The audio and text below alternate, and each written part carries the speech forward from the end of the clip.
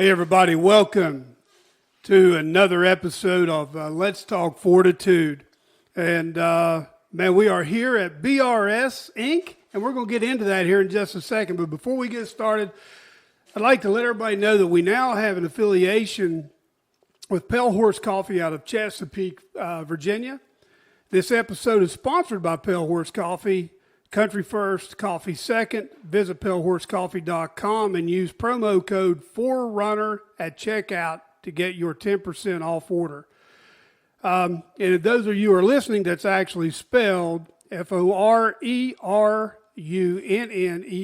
4runner. So use 4runner when you check out to get your 10% off. I am honored to be here. Mr. Brad, thank you so much for coming on an episode of Let's Talk Fortitude, because I tell you what, if there's a company that's got fortitude or had fortitude, been resilient and tenacity over the years, it's definitely BRS. And now let's get one thing clear right now, because we've got a lady in the audience that we all know, and it's been made very clear to me. It has been, that's right. That without the R, all you've got is BS. Exactly. I want you to remember that. So if you would, real quick, Chad asked me to do this, actually. Just give us a quick, just tell us a little bit about BRS and how, and just how, we're going to go through how everything actually comes, but what is BRS and just a little background of what you do, and then we'll get started. Okay, BRS Incorporated is, of course, a family business, Brad, Ruby, and Sons, and it kind of came about by accident. We were operating, doing basically the same thing as Rand Construction Company, a previous business that my dad and uncle had organized, and I became a part of real early on. And some legal problems with trying to comply with government regulations that were impossible to comply with got us in legal trouble. We lost our bonding ability, our line of credit, couldn't bid work. I took work as a subcontractor from several other contractors. That worked out okay, but I just didn't want to be a subcontractor all my life. So I organized BRS Incorporated to carry us over, so to speak, until I got the problems with Rand resolved.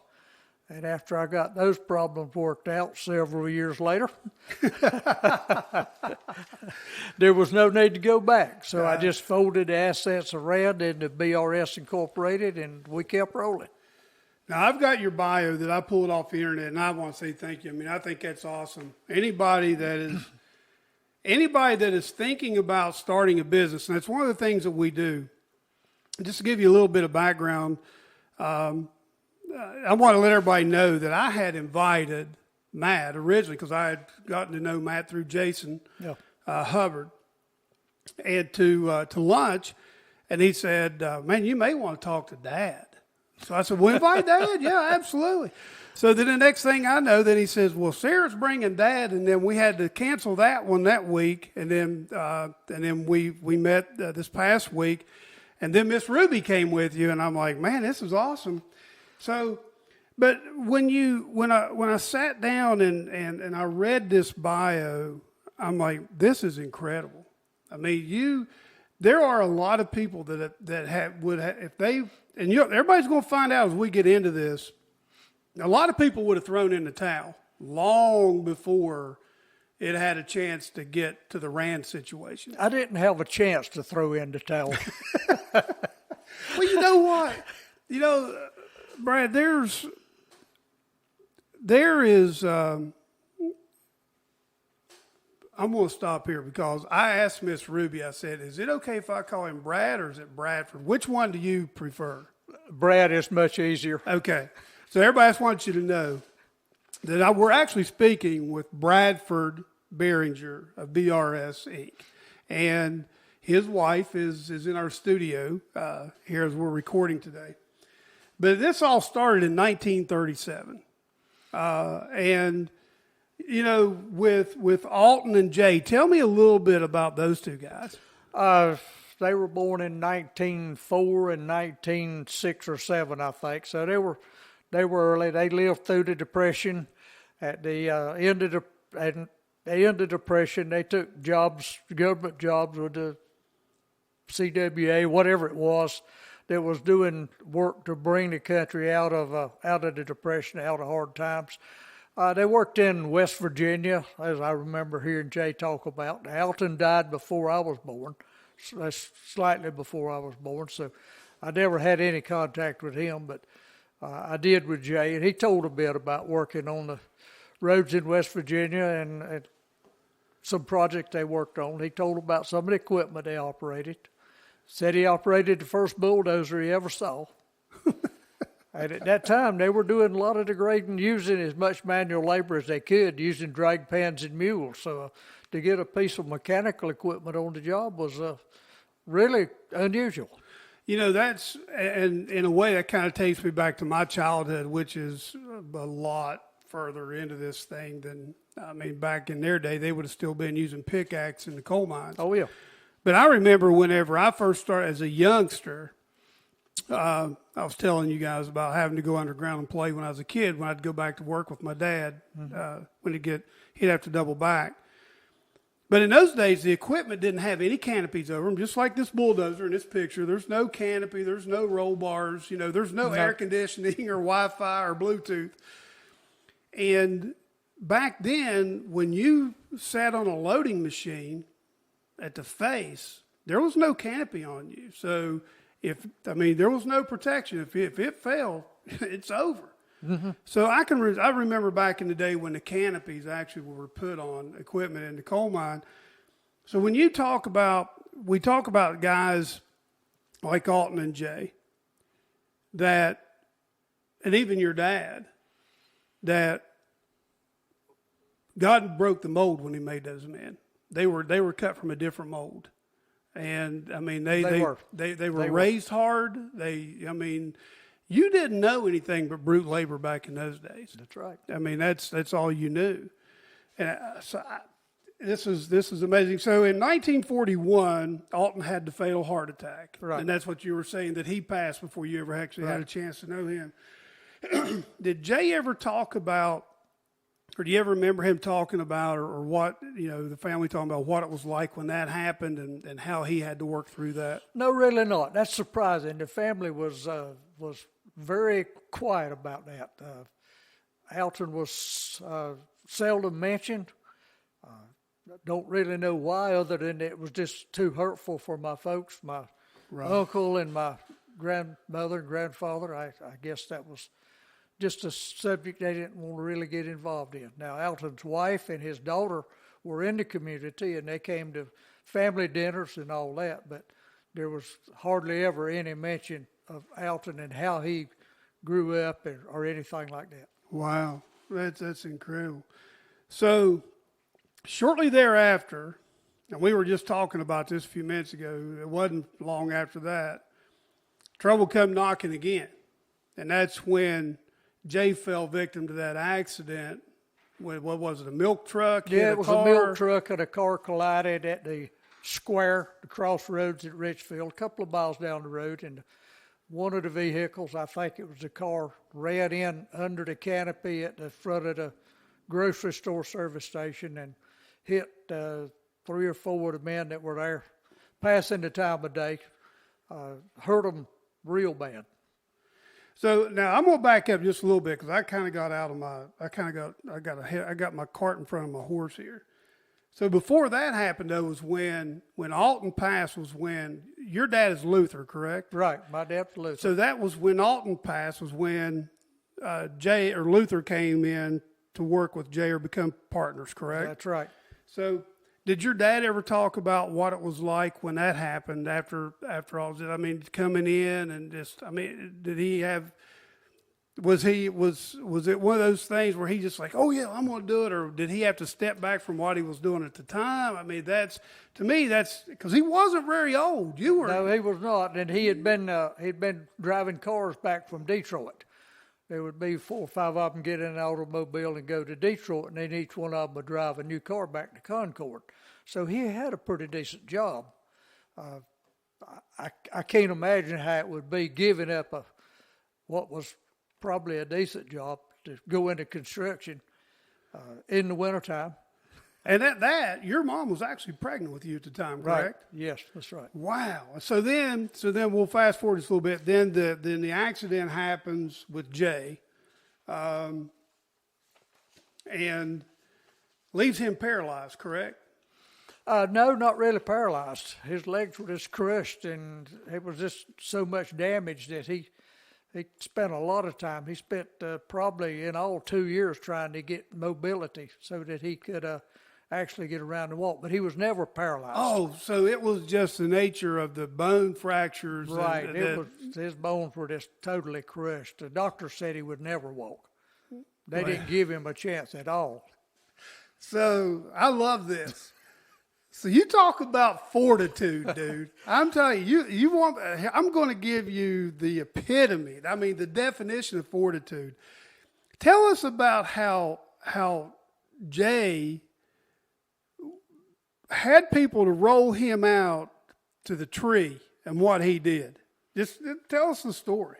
Well, when he came home from the hospital, they set up a bedroom for him in the house near an outside door and built a ramp. I remember my dad helped him build a ramp that they could roll him down. And he was in a hospital bed, a gurney. He transferred from a hospital bed into a gurney. And they rolled him down the ramp and around the side of the house, which was maybe a 50-foot trip to where that tree was. And he could lay on the bed and reach up enough to get the limbs on the tree and work himself off, and then they'd roll the gurney out of the way, and he would walk himself from limb to limb. And of course, as he started, he was basically just dragging his legs. His strength was in his arms.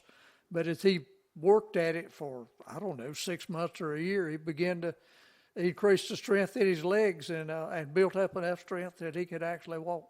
So tell us about his passenger that would ride his gurney with him outside. That would be me. Yeah, that was one of the highlights of the trip, was getting to ride with Jay while they pushed us down the ramp and around to the tree. So, as a young kid, you were really young. Yeah, I was 3 or 4 years old. So, I mean, even at that, as you get older, you'd have to think that would have a bearing on you. Seeing that type of determination. Oh, yeah. Out of Oh, someone yes. And you couldn't, I tell you what, if I was your dad and I saw that, I'd be like, this is the dude I want to be in business with. If he's got this kind of, drive and that's amazing. Well, you realize my dad got thrown into basically the management position that's all at what once. I was going to ask. I mean, he went from just a new hire to being the boss. He was what, 25 or 25, so, I think. Yeah, that's what you said. And now he's gone from driving cars to Detroit and back, or bringing new cars back from Detroit, to trying to manage a business. Mm-hmm. Yeah. With a pregnant wife. Right. And not this time. You're born at this time. Yeah. So if you're 4 years old, so that means he'd been into this now for what, 4 or 5 years? 4 or 5 years, yeah, by that time. So at that point, how was the business moving? I mean, was the business moving along pretty good when all that came about, or? Well, you understand that we were recovering, not we, but folks in the whole country was recovering from the Depression by the 40s, early 40s. So there was a lot going on. I mean, they had plenty of work. There was a demand for lots of bulldozer work, clearing land, clearing pasture land, pushing out ponds, clearing sites for folks to build houses. So there was a lot of work for them to do, and there was very little competition because having a bulldozer at that time was unusual. Tell me, you mentioned in there about how they had to load it and unload it. Tell us a little bit about that. Well, they didn't have a trailer. They didn't have a low boy trailer or anything to move it on. Just a flat dump truck, flatbed dump, no sides on it. And they'd get to a bank if they could to back up close and get the dozer up on the truck. And then whenever they went to unload, of course, the bed would tilt when they came off, and it would partly slide and partly roll. But it was easier to get unloaded than it was loaded. It was just a little more scary. I've seen them try to get that little old dozer off the truck, whatever it looked like it was going to be a disaster, but they managed to get it done. Now, did you have any siblings? I had 2 brothers. Yeah, they're both younger than me. Both younger than you. Mm-hmm. Were they part of the business at any time? Did they, or were they still part of it, or did they? My brother that's 2 years old worked for Rand Construction Company during the summer and when he was not involved in school, but then he went in a different direction. He went to Alcoa at Baden. My baby brother was 10 years younger, so he came to work he got an engineering degree at NC State and then came to work with Rand Construction for several years. Cool. So tell me what it was like. Tell me what your childhood was like a little bit. What was it like growing up here in North Carolina, and your parents, the church. I had a ball. You sound like my dad. My dad would tell me, he'd say, you know what? We were all poor. We were all dirt poor, but everybody was the same. So you didn't know you was poor, but we had a blast. We had equipment in the backyard to play on when it wasn't out working somewhere. We had plenty of room to roam through the woods and build camps and log cabins and go fishing at the creek. And, it was just, as far as I'm concerned, a typical childhood growing up. But it was an amazing time, really. I can't imagine folks living in town and not having the opportunity to get out and actually experience God's gift to this world that we've got to live in. You're absolutely right. I'm very fortunate. I hate it that my 2 boys weren't able to experience it. It was kind of forced upon me in a way when my mom and dad separated, because my dad and I went to live with his mom and dad, and they lived up a holler in West Virginia. It's Garrett's Fork to this day, and I spent more time in the woods than I did anywhere else. Mm-hmm. Now, Creasy Greens, my grandmother would take me in the mountains with Miss Casey. We'd go Creasy Green hunting. And my uncle, my dad's youngest brother, and when I talk about it, he's like, John, those were just weeds that they caused. I'm like, I don't care, Uncle Dan, they were good. They were good, yeah. I've eaten lots of Creasy Greens, cut out the cornfield. Yep. And the things that I learned from my grandmother, I would have never learned otherwise if my mom and dad hadn't have split. Mm-hmm. I'm not saying I'm glad they did. I'm just saying I'm very thankful that my grandmother was there and my grandfather to give me the opportunity that I did. Because, here I was 7, 8 years old, tromping through the woods with a shotgun. Yeah. It was a single shot. And I think I told y'all, my grandmother said, you can never shoot once. You always got to shoot twice. John, always shoot twice. You can't shoot once. She just wanted to make sure I hadn't fallen on my gun and it went off. So that's awesome. And, childhoods like that today, people are missing. And it's, I love to hear about my dad's childhood. And that's why I wanted to ask you, because I figured I was going to get the same story. So in 1954 was another major turning point for you guys, when your dad and Jay decided to downsize a little bit. And could kind of explain that a little bit if you don't care. Yeah, they had gotten involved in the farm market roads under Governor Carr Scott. That was a public works project or a program, so to speak. And they had done a lot of farm market roads, all of them, of course, within driving distance, close proximity to home. They didn't go across the country and do that kind of work. But all at once, President Eisenhower decided that we needed interstate highways, which was a good move. I'm not saying that we shouldn't have done it, but all of the funding for farm to market roads just dried up. There was no more job like that. And it took a lot bigger equipment, more sophisticated organizations to do interstate highway construction than it did to grade a dirt road and put some asphalt or some stone and gravel on it. So they made a conscious decision. They just didn't want to get that big. They wanted to downsize.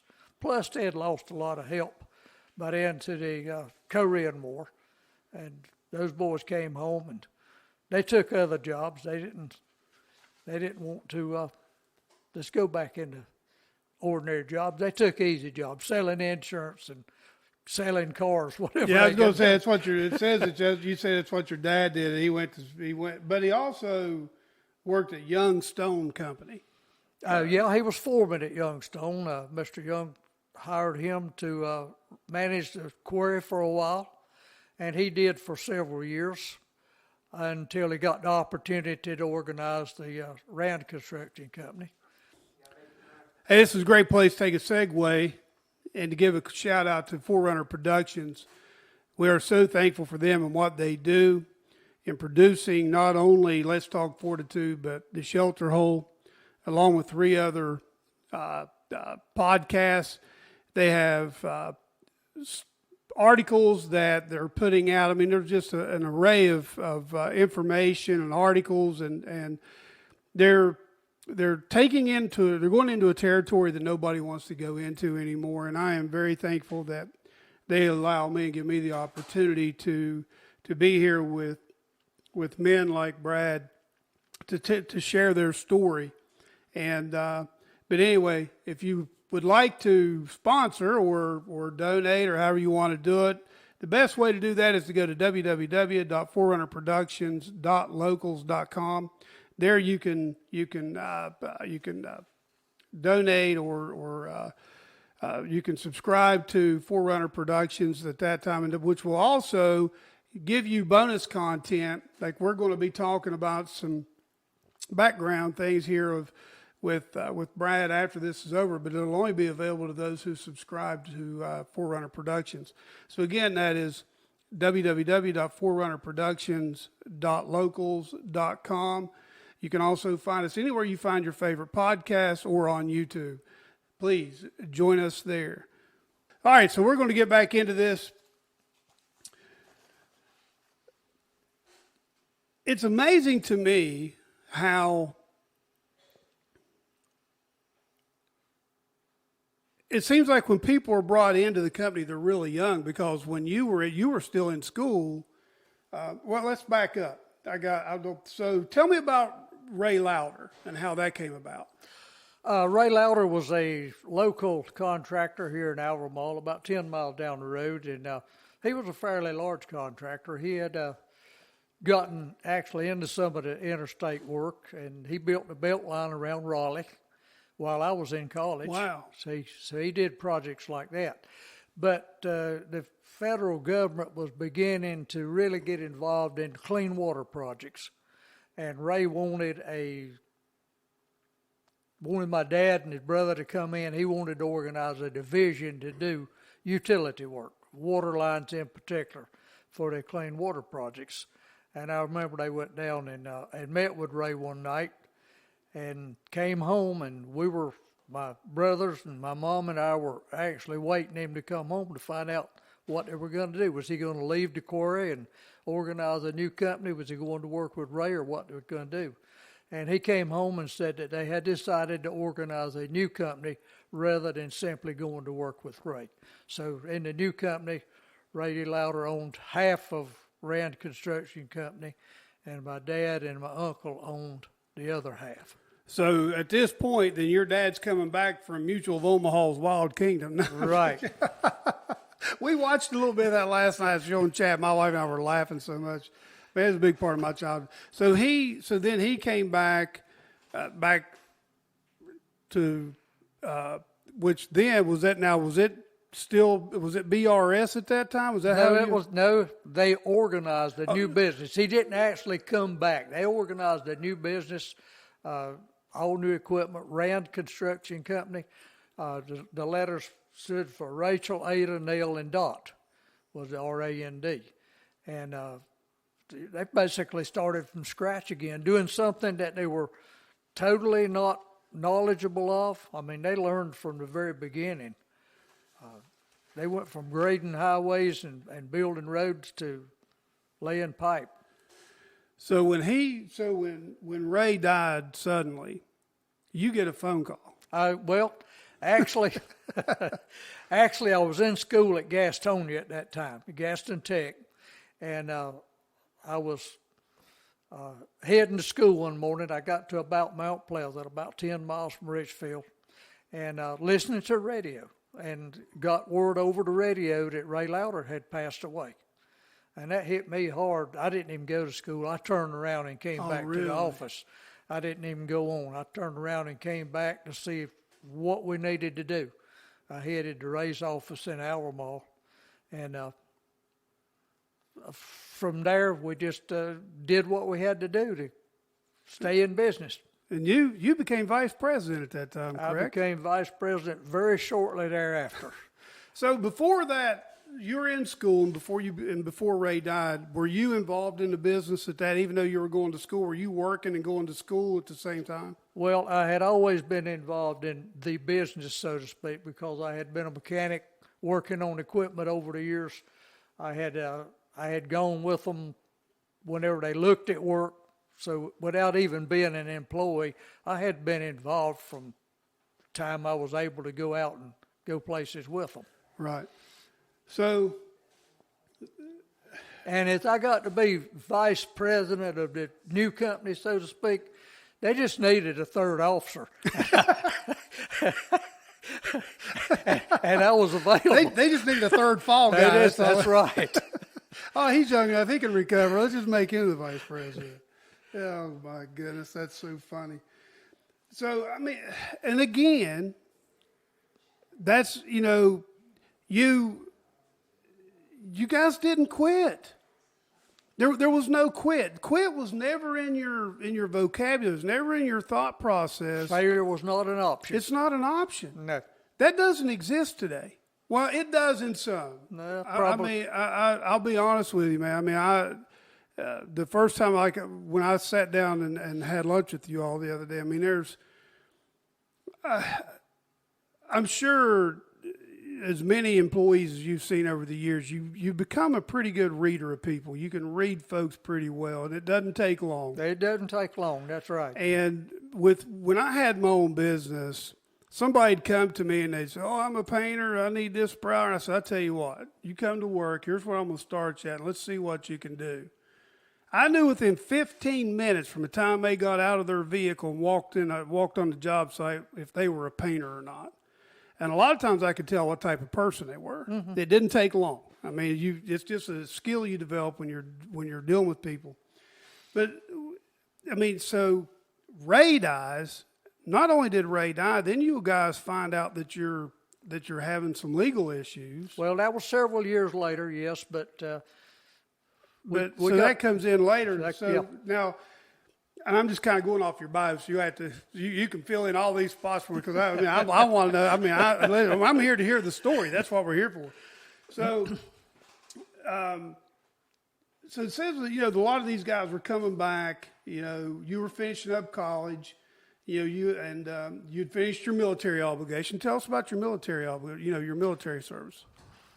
I graduated high school on a Sunday afternoon, 1959, and the following Friday, Ruby and my parents took me to Salisbury, and I got on the military bus to go to Fort Jackson for basic training.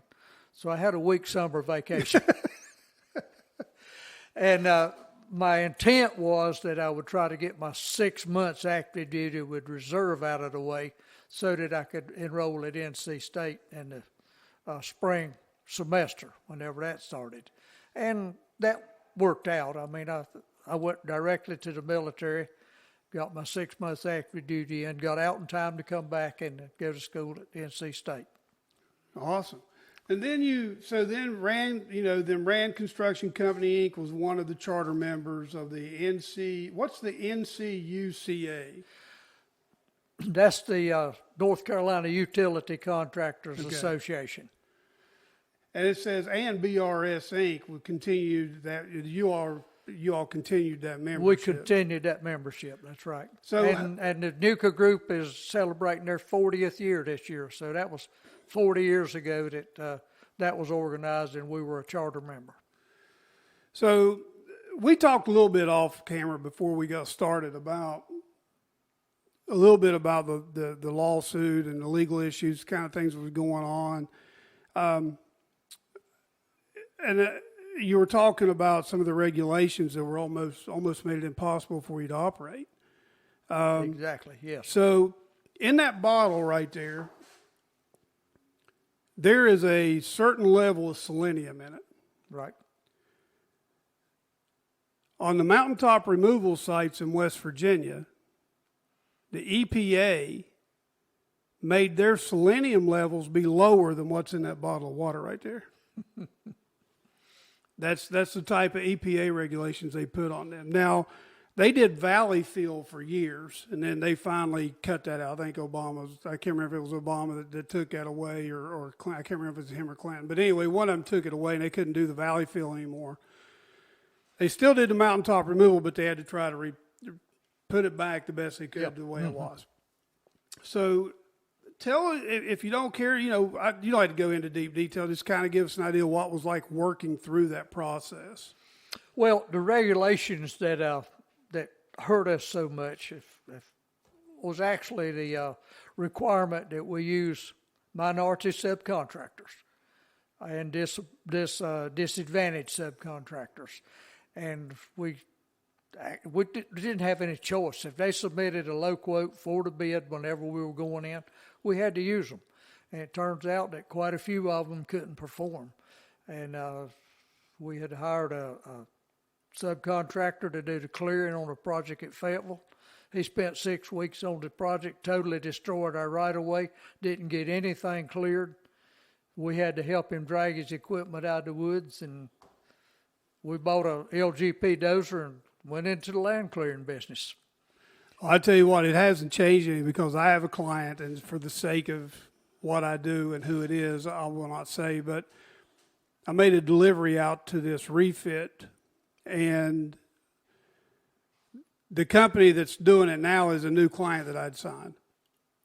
And the guy that was on site running it said that the contractor that was doing it before was supposed to do it in 2 or 3 months, and they had been there 9 months and still weren't finished. Mm-hmm. So they had to tell them to leave. So then this other company comes in, and that's what I would tell people when I had my business. If they'd say, well, you're too high. I'm like, okay. But when you call me to come in here behind this dude, because I know who it is, I know he's only quoting you, for instance, he's only quoting you 1 coat of paint on your walls. He's going to get in here, he's going to get into your house, he's going to have your house tore apart, and he's going to say, hey, I got to raise your price because it's going to take 2 coats. I never quoted 1 coat of paint on anything I did, even new construction. Sure enough, I knew my phone was going to ring, and sure enough it did.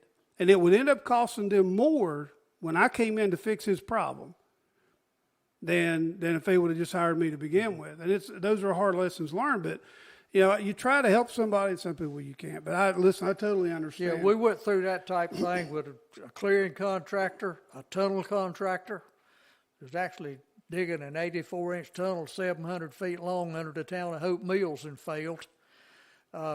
We went through it with a trucking contractor to haul materials, especially stone, to the site. We went through it with several contractors that just simply got in business to try to pick up some money from the federal regulations, federal requirements, and they failed and left us holding the bag. We had in excess of $1 million worth of charges against us on the particular job that all this came about on. And $1 million was a lot of money in those days. It's still a lot of money. I don't know. Now, my name's not Bradford Barringer, but it's still a lot of money. That's awesome. But we wound up prevailing.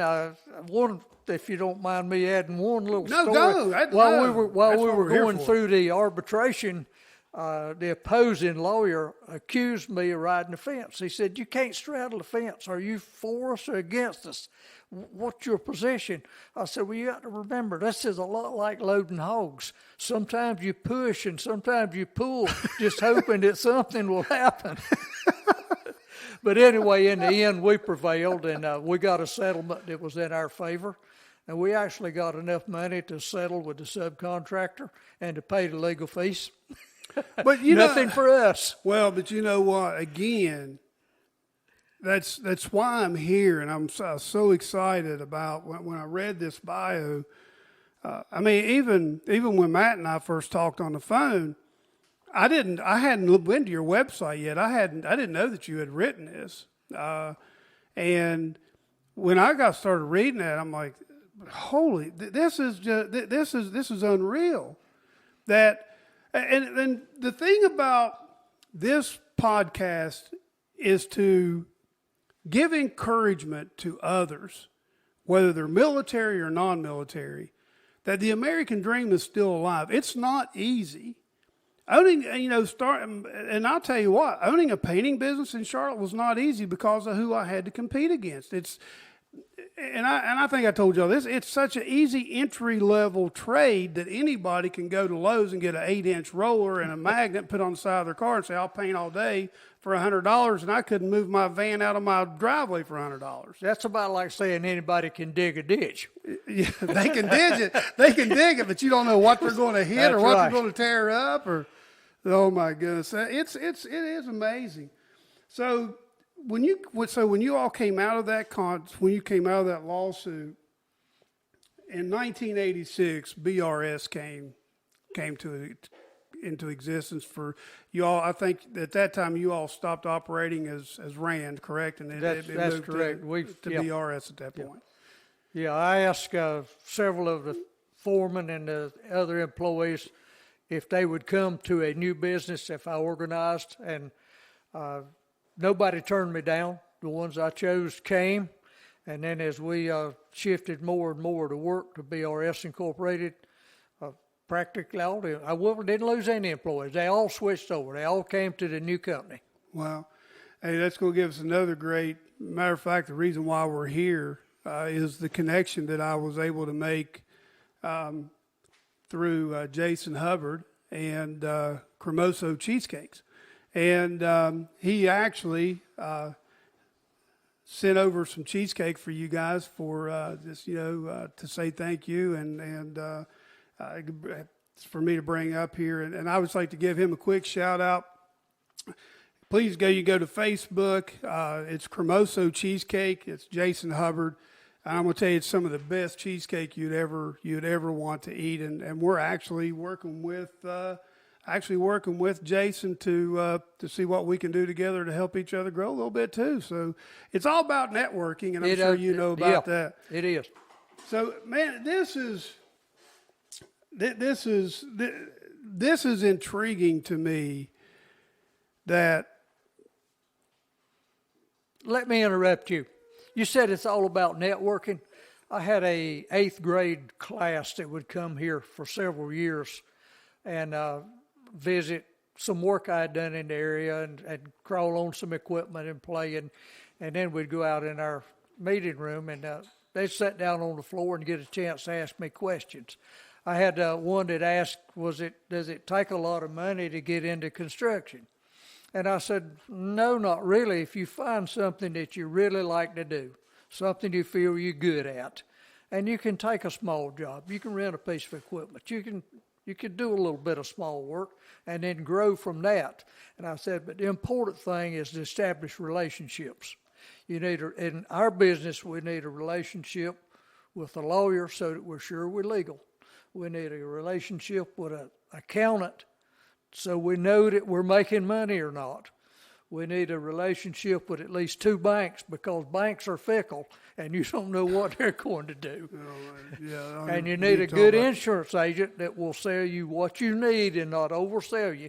And I said, and if you establish those relationships and listen to those folks, they will lead you through life just faster than you want to go. And remember, they're not going to steer you wrong. Right. They make their living off of you making a living, so they're not going to send you wrong. So relationships are so important in whatever you try to do. And whenever I told the kids that, one of the teachers looked at me and she said, I never thought of it that way. So, And that's what, Chad says he's learned how to network through me. My uncle, who the reason why we're here, started his own business. He had in-home health, nursing home, and hospital speech and physical therapy. And he started with just him. And he's told me the story about how he just got in his Jeep one day and drove because he didn't know where the next money was coming from, because you can imagine dealing. I've been there too. You all deal with government, whether it be state, local, federal, whatever. We'll leave it at that so we don't, give up too much here. So they like to operate on a net 20 or sometimes a net 2 or 3 years, if some of these people do. And so when he was doing a lot of these insurance companies, if it was Medicaid, Medicare, whatever, sometimes their net payment date would be out so far that he had to carry a line of credit in order to make his payroll. And to find somebody to do that, it took him a while. And that's when he went driving down the road. And so I'll never forget the biggest job that I got after I just come down. He's the reason why I come down and started my business. And I had taken on a job by myself. It was almost 6,000 square feet of new construction. Inside, outside, had to be painted. I knew I couldn't paint the outside of that house by myself. And Juan, the guy who still comes and paints for me, was the first guy I ever hired full time. I met him in that house. I actually went to the paint store, and they actually hooked us up together. Him and Miguel both I met at that time.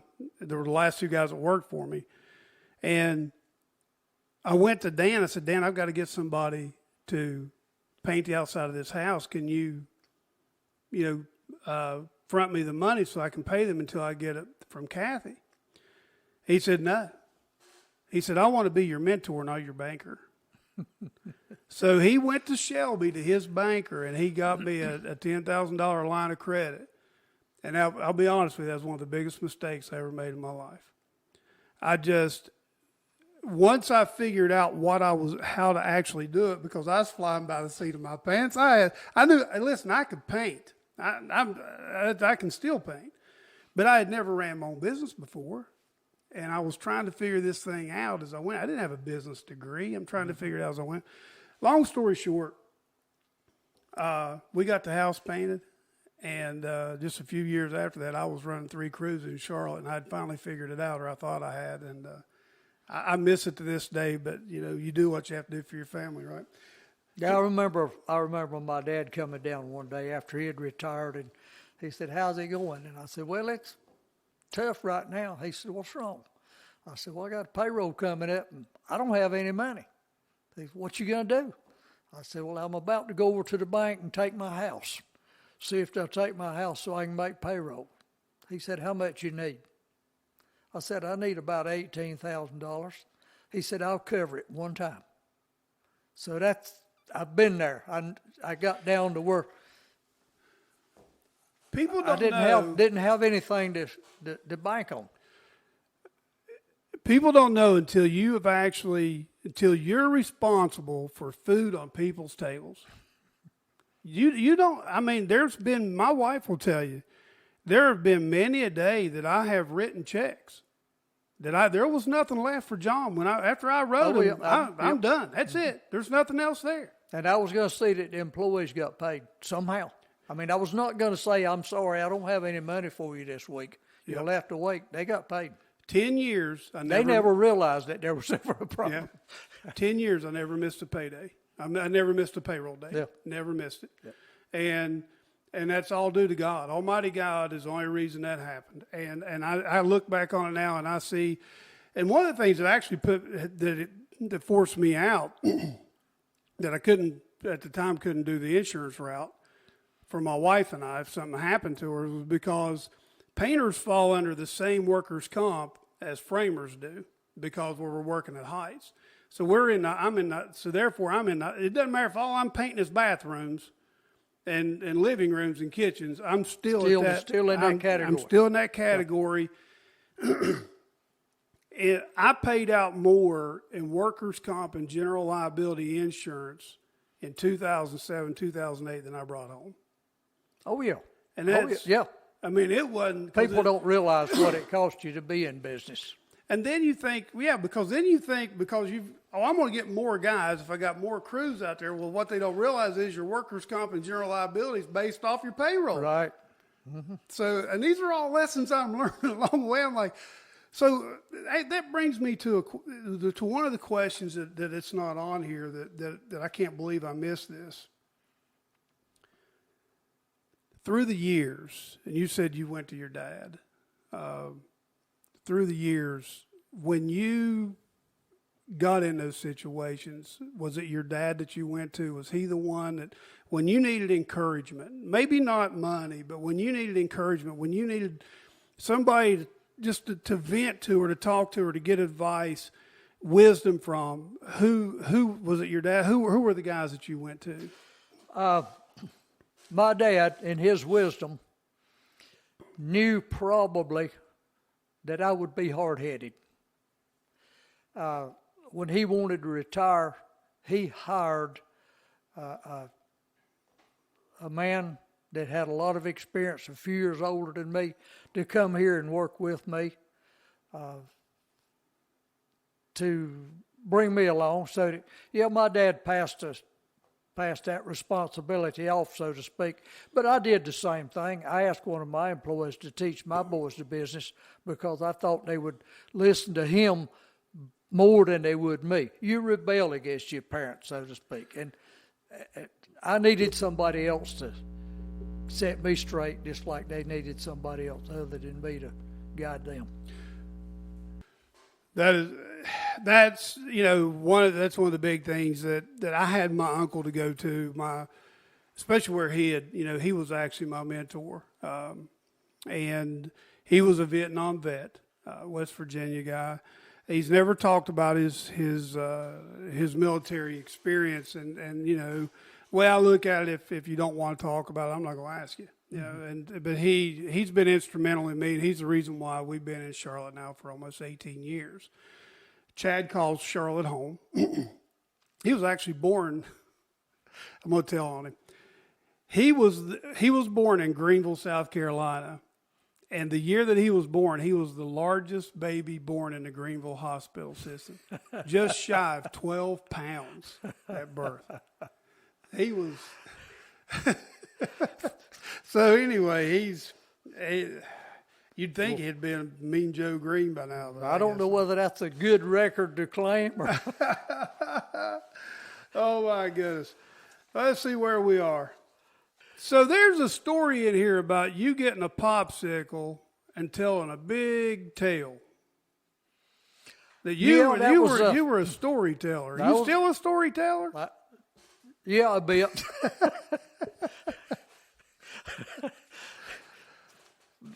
They tell me that I can tell tales that they don't know whether it's true or not, but I convince them. You know who that sounds like? Cy Robertson. You just never know who. Yep, the popsicle story was after Jay got his legs back enough that he could actually drive, but he couldn't go to work. He couldn't work on a bulldozer. He couldn't use his legs that much. So we would drive up to Meissnammer, 3 miles up the highway, and Pop Miller had a store up there with a bench out front, and he'd buy me a popsicle, and I'd tell those old men that were hanging out stories about sinking submarines and fighting battles in the war. I just made up tales. Talking about going to that store, getting a popsicle, brings me back to my childhood. I can remember whenever in grade school, our soda machines, or we called them pop machines in West Virginia. I'd never heard the word soda pop until I went in the Navy. And now I'm like, what? But it was the glass bottles that you got out of the vending machine, the Coke machines. You'd get the Orange Crush. The Orange Crush doesn't taste anything like it does today. Not like it does now, no. And then the gas station where Algy's gas station, I'd go there. We were friends with his son. We'd ride motorcycles. Anytime we got thirsty, he had the old coolers chest that you'd slide the top back on and reach down in there. And there was just a certain smell that come out of them coolers that you just, I don't know. I don't know if it was the stainless, if it was moisture to build up in them things over time. But anyway, there was just nothing ever tasted like those soda pops that come out of those That glass. experience and that smell is gone forever. Man, it's I got it. There's times I still smell it today. Oh my goodness. So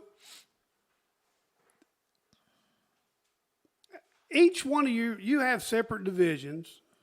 Yeah. I get in your company. How did each one of those come to be? Well, of course, we started laying pipe. That was our main drive. Everything was focused toward laying pipe. And as more and more utilities were in the ground, and as it became harder to get permits to open cut highways to lay pipe across, and we were having to get somebody to do bores under the highways and the railroads for us. So we decided to buy a bore machine. Well, the expertise for boring is totally different than it is for laying pipe. So it didn't take long till it kind of evolved into a division that had different equipment, just totally different expertise. And then the same thing basically happened with the service division that Matt manages. There was an opportunity to bid just service work, which is water and sewer lateral short lines, and that also takes a totally different expertise and different equipment. So to keep from having everything all jumbled up together, we just broke it into 3 divisions, and that gave each one of the division managers the ability to look after what they were doing without being concerned about what the other divisions were doing. If you had to pick probably 2 of your biggest struggles through the years, what would they be? If you look back on the things that you not really struggled, but I mean the things that was kind of the hardest to work through, it really took management skill, or it took dedication from you and from your crew and from employees. What would those be? I guess trying to work through changing federal regulations, such as OSHA coming into being. I mean, it was a whole new world for us whenever OSHA came in, and that was tough to make the changes we needed to comply, to change out our equipment so that it was compliant. That was one of the biggest ones, and I guess the changing requirements from the bonding companies, the bonding agencies, to allow us to work. People think we're in business, we can do what we want. We can't do what we want. We're at the mercy of so many people. It's just not funny. But to be able to keep the bonding companies satisfied that they would sell us bonds so that we could bid work, that's quite a challenge over the years. I remember the first BRS job that I got, I was encouraged to go ahead and bid a job, and then we'll sell you a bond. Well, I bid off a job, used a certified check for a bid bond, and then I needed the performance bond and the payment bonds. And I went to the agent that had promised me bond, and he said, yeah, I can do something for you. And he came back a couple of days later and he said, I can put you with a small business association. And I said, no, I don't think I want to do that. I need to study this a little bit. So I put out the word that I needed bond. I knew some bonding people. I knew people in the industry. I put out the word that I needed bond for a project, and I told some folks that if anybody can provide me bond for this project, they'll have my business for 5 years. And one man that I didn't know at all got word somehow and set up an appointment. He wanted to come down and talk, so he came here, and we talked, and he said, I can get you bond. Now, there was another one that had been here just prior to that, and he said he got all the same information, and he said, I'll have to talk to my folks and let you know. I said, well, I'm going to take the first one that says I get bond. So actually, the fellow at Boyd Wilson out of Raleigh, he's passed away now, but he provided bond. I had a working relationship with him for bond for 5 years like I'd promised. One morning when our 5 years was up, I got in my truck and I rode to Raleigh, and I met him when he came to work that morning. And I said, Boyd, I've met my obligation. You've bonded for 5 years, but I'm going to move it now. And I moved our bond to somebody in Charlotte that was actually closer and I felt comfortable with. That was a big challenge, to establish a bonding relationship and then to get that changed to a different company, totally different bonding folks. And we've been with the folks that bond us now for a little over 30 years. Wow. They brought us into Charlotte a while back for a big dinner in celebration and bonded with them for 30 years. That is amazing. Those are stories you don't hear a lot of anymore. That's awesome. So Chad will tell you whenever I coached him in football, I always ended I'd never let practice end on a negative. We always had to end on a positive. Now, we're not ending here. With this question, at the same time you have struggles, give me a couple of your successes through the years that have meant the most to you. That when you look back on it, it really puts a big smile on your face and you say, man, that was worth it. That was a great success. I'm glad that we stuck through it. Recognition from your peers. Several awards that I've won that I had no idea would ever take place. And then all at once, bang, somebody announces that you've won an award, and it's something that you couldn't believe you even considered for it. Wow. That's awesome. And that's there's a lot to be said there, because you really don't know what other people think of you, or you think they do, or you really don't know. That's right. And to be honest with you, that there's humility there that I see with you, that when you get something like that, it means even more to you, because it's not like you're out there, well, look what I'm doing. You got your chest stuck out. It's just not that. You've never struck me the time as much. I haven't spent days with you, but the time that I've spent with you, you just don't come across to me to be that type of person. I don't think that we ever took a job to try to make a lot of money. We took a job to do the best we could with it. Of course, you have to make some money. You have to make a profit to stay in business, especially to get bond to do the next one. Well, I tried to tell all my guys, I'm like, look, man, we've got to get, when things would have issues, I'm saying, look, I'm in the business to make money. I'm not in business to give people a job. I got to make a little bit of something. Got to make a little bit of money. Exactly. And between that and the recognition, we never set out to win any awards. It just happened that we were at the right place at the right time, I guess. I want to tell you one more accomplishment. You may cut it out. I don't know. No, you keep right on. That's what we're here for. Whatever, my dad and I were working together on a job, and this is early on. Did I hit this mic again? Okay.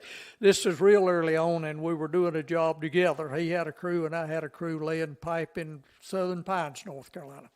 And we'd leave my truck down there, my pickup that I used on the job, and I'd ride back and forth to Southern Pines with him. Now, I made my plan of what I was going to do, but on the trip down, he would tell me what I was going to do. He would change all of my plans and tell me what he wanted me to do that day.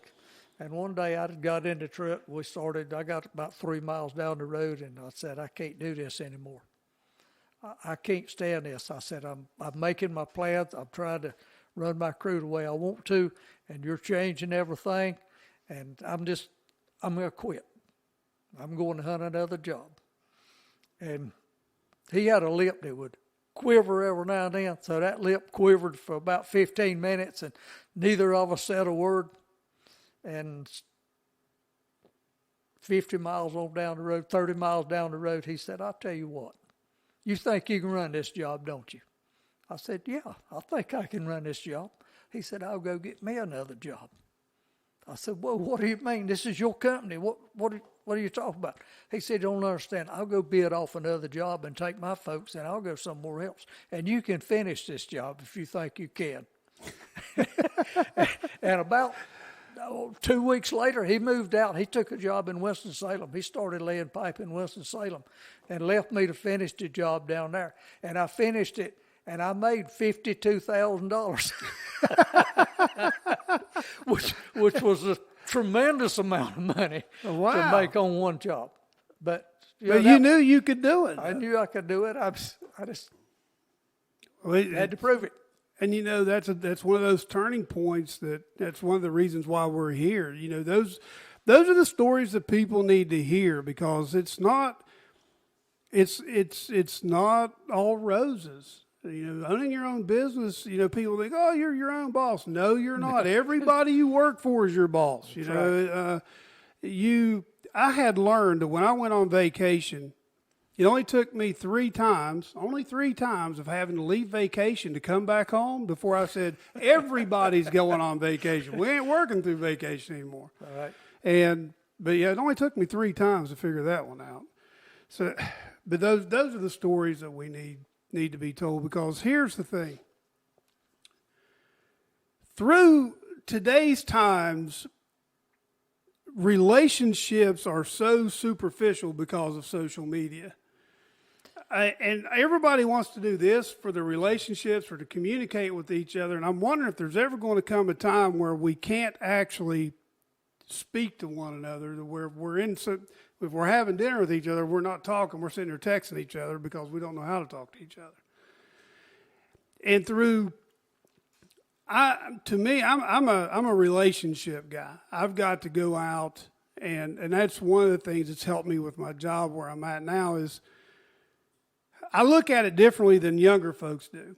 Being in sales and having my own business prior, I understand how it is on the business owner side of things.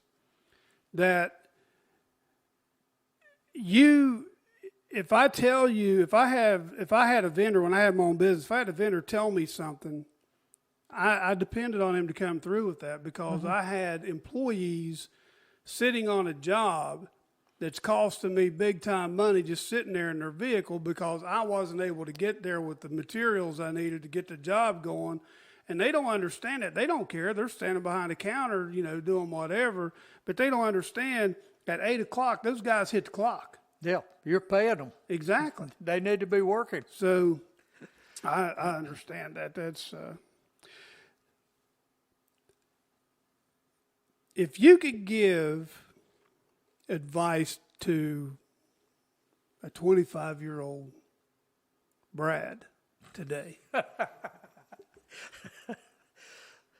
what would you tell him if he was thinking about starting his own business? Is there any encouragement you would give him? Is there, what would you, if they're thinking about starting their own business, what advice would you give them? Give it all you got or don't go at all. That's good. You can't do it halfway. Can't do it halfway. You got to do what it takes to make it go. You've got to do it you've got to do it knowing there's no backup plan. If you do it knowing with saying, look, there's no backup plan here. Well, like I said earlier, failure's not an option. Yeah, it can't be. Not only are you think about, we're talking about employees here, but you got kids at home, a wife at home, family that's depending on mortgage, food, insurance, a place to lay their head. And it's just not an option. Are you up to some quick fire questions? I am. Now, just before we get started here, I want everybody to know that there'll be a segment after this. It's bonus material that we're going to have a discussion with Brad about about his faith and how that's played in his life over the years. That will be available to the subscribers only. So if you would, please go to www.forerunnerproductions.locals.com. So even for a minimum, monthly or one-time installment, you cancel at any time. Go to www.forerunnerproductions.locals.com, and there you can do your donation or do your subscription and get the bonus. And it's not just the bonus material with Brad, but any bonus material that we have there, that will all be available to you. Well, here we go. All right. Fire at me. First piece of equipment you operated. Is that it? That's it. That's the first piece of equipment that I actually operated that I got paid to operate. That's a D4 cat. You mentioned there's no canopy, no ROPS on it. I did add an umbrella later on. But let's hold it. Can you? But that was the first. Okay. Yeah, that was the first piece of equipment. It was mine to operate and take care of. And just so everybody knows, there's no air-conditioned canopy on this dozer. There's no Wi-Fi. There's no radio. And as a matter of fact, he's probably there's probably no sunscreen either, correct? No sunscreen. No shirt, but no sunscreen either. So that's awesome. Favorite piece of equipment you've ever operated? That would probably be a great awl. We Rand bought a great awl years ago, and always had fun with the great awl. It had a remote control in the rear cab that you could crank the front engine and shift the gears and go forward or backward or steer it. So I could drive the great awl from both ends. We had a good operator that left. We left him. He was working while he was at home in his town, and when we went somewhere else, he didn't go. So I got the great awl, and I always enjoyed the great awl. Good. Awesome. Fondest childhood memory? One of them was taking that machine and driving through the woods, running over piles of limbs where they'd have been clear cut, with my buddy sitting on the hood with a shotgun shooting rabbits. Now that's a rabbit dog right there. Yep. You can run a rabbit out of a trash pile with a D4 cat. Yeah, but you could probably run me out of there too, if the truth be known about. That's awesome. The first piece of equipment that I ever really remember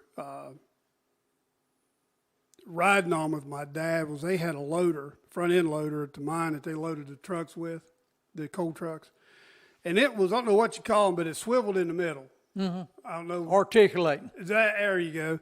And I'd ask Dad, I'd say, won't you let me, I was probably 7, 8 years old. Let me drive. Oh, no, this one drives the way this one drives. You can't drive this. And I'm like, you know what? Just forget it. Anyway, that was, now I will tell you the fondest equipment I ever operated, and I used to dream, and that was my Tonka trucks. So now listen, I could move some earth with my Tonka trucks. I used to dream about operating a piece of equipment, and when they put the 4-lane road right beside our house there in Chapmanville, I used to go out and watch those rock trucks and the dozers and the graders. I would just sit out there and watch them all day long. We'd just do nothing. Dad and I would actually drive to watch them blast and move rock and stuff. Yeah, well, I grew up with that because I'd go to work with my dad when I was 3 or 4 years old. The favorite piece of equipment I probably ever operated were the 10-ton boat and missile cranes over in Scotland on board the USS Hunley. That's what we took the missiles in and out of the submarines with. And that you talked on the radio because you couldn't. You can't see what you're doing. Anybody. Somebody's got to tell you. Yeah. And you sat in the captain's chair. You had the foot pedals and all your joysticks and everything was right there. That was awesome. Now you better be careful answering this one because the boss is here. Your favorite meal? Hamburger steak with French fries and white slaw. Are we related? I'm telling you that I would eat a hamburger steak and French fries. I'd eat it every day of the week. That or a good hot dog. Now, I love to be a good hot dog. I like a good hot dog. Favorite book? Well, I'm not going to say the Bible because I don't consider the Bible to be a book. Right. It's more That's the author. A manual for life. But book that I really enjoyed is 1984. Orson Welles. Orson Welles. We have the author with us today. By the way, real quick, well, that's be a great segue here for Chad's new book. That this is actually the very first copy. This is what they call the proof copy or the test proof copy. It is You're Not Special, You're Gifted. And those are available for pre-order on, actually, if you go to Amazon and type in You're Not Special, it's the second book now, I think, that pops up on Amazon. You can find it just about anywhere you buy books. There again, you can go to www.forerunnerproductions.locals.com, and you can also get it there as well. So anyway, we're really proud of Chad and that being his first book, and we're really, really excited about it. And I got the chance to read a bit of that book while you were setting up. And if anybody buys the book, they will not be disappointed. I didn't get to read much of it, but I read enough to know that you're going to enjoy it. Well, just so you know, the guests, when it does come out, do get a free copy, so you will get a copy of the book. Well, thank you. So I will make sure that it does get to you. Now, you get 3 of these. Oh, me. Your bucket list. My bucket list is almost down to a teacup. I've been lots of places and done lots of things. I've been to all the states. I've been to Mexico. I've been to Canada. I've been to Puerto Rico. We've been across the country on Amtrak 7 or 8 times. We've done cruises on the river. So I don't have a big bucket list. I guess one of the things that I would put in a bucket list would be I'd like to see the Panama Canal. I don't ever expect to, but that would be one of the things that I would like to have done and would still like to do if the opportunity came up. So, well, then let's shift gears. What are the 3 favorite places that you visited? Home, home, and home.